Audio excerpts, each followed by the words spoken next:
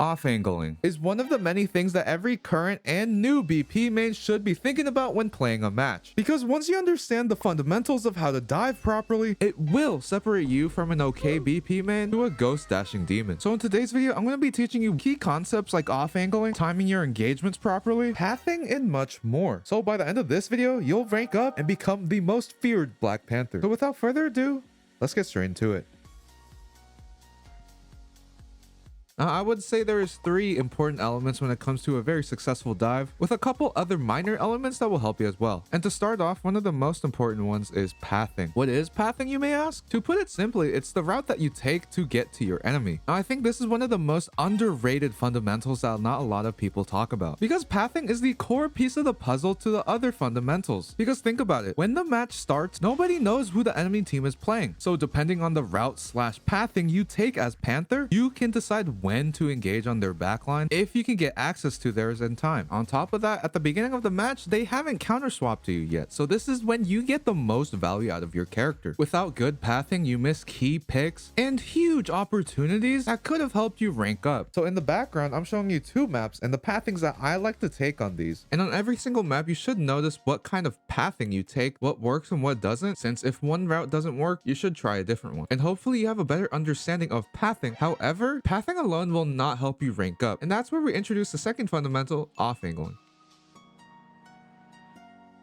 Now, before we jump into the topic of off-angling slash positioning, we need to understand what is off-angling. And to put it simply, it's when you're in a team fight and you're attacking adjacent to where your team is attacking from. And if you don't understand that, don't worry. Let me go over an example right now. Now, this clip is from a full game I post on my YouTube channel, but I want you to notice where my team is and where I am. My teammates are fighting in main while I'm looking to attack from an adjacent angle. While the enemy is shooting my team, I take this opportunity to go for a combo and get a kill. After I get in and get out, I off angle once again, knowing that I gave my team an advantage. My teammates push in and the healers are busy trying to keep their team up, so I take this opportunity to go for them in the back line, making my team's job way easier and killing their front line. Now, using what we learned earlier, let's find out how we even got to this situation in the first place. Now, when it comes to this map, I like going over to the far right as many other flankers do, and the reason why I do this is because I can get access to high ground if I don't see anyone contesting me up there, and if there is someone up there, I can go down below. Now, I use a third-person perspective to see if there's anyone contesting me, look at my teammates and where they are, and time a nice engage while they're distracted. Now, in general with Panther, you always want to be off-angling and never fighting in main. And to know when you're off-angling well, this does relate to positioning. And to position well, in my opinion, all I have to do is check off 2 requirements to find out if I'm in a good position. My first check is if I can do my job safely and can I do my job effectively. If you cannot say yes to both of them, then you are in a bad position. And this can work with any hero, but with Panther, let me give you an example. Now with Panther, you have a 15-meter dash, so you do want to be decently close to your enemy so that you can mark people and dash through them. So if you're too far from the enemy, you are safe, but you can't do your job effectively. And vice versa, if you're fighting in main, there's no cover, no healers in sight, then you are in a bad position because you're risking your safety. The reason why my positioning was good in the previous clip is because I'm in dashing distance to do my job, and I'm in line of sight of my healers and my team so they can bail me out if I do get into trouble. Alongside positioning, I would say taking advantage of high ground is also a very key thing to having a successful dive with Panther. Holding high ground allows you to have natural cover from people below you, as well as controlling the flow of a fight. And what I mean by that is, imagine that you're below someone when you're fighting them. If you're shooting them and they get low, all you have to do is just step back and they have cover. But if you're on the high ground and fighting someone below you and you get them low, you can literally jump down and chase them and just kill them because you have the ability to do that, aka controlling the flow of a fight. And now that we've gone over pathing and positioning slash off-angling, the last piece of the puzzle that makes everything whole is timing, or the element of surprise.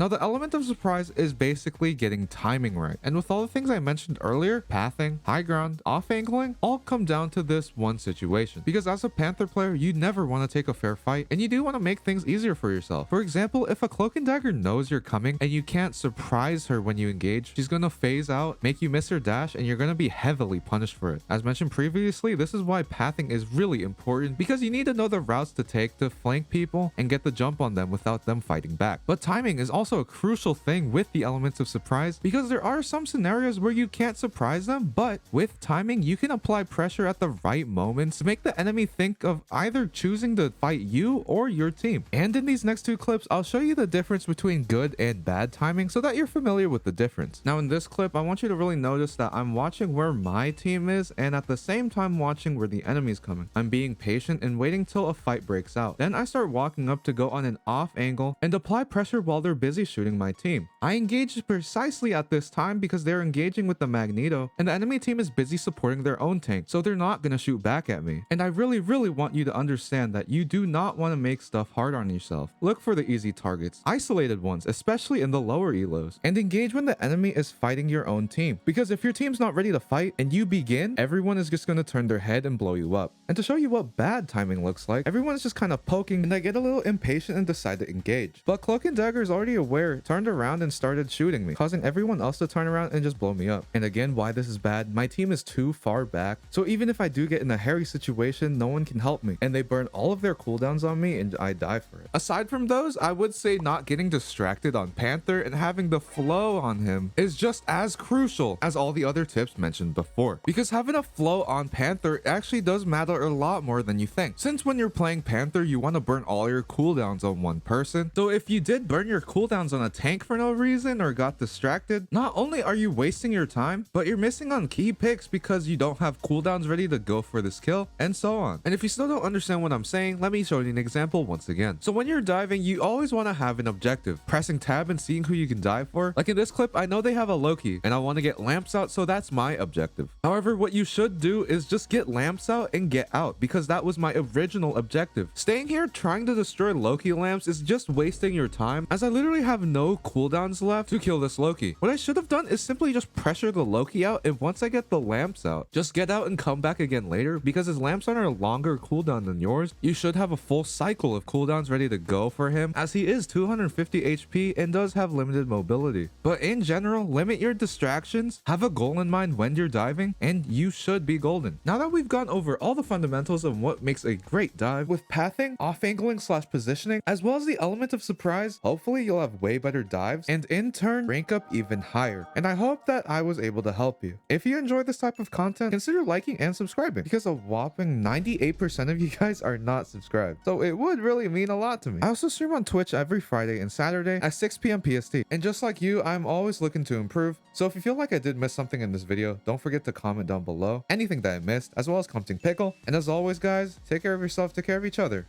Peace and love, baby.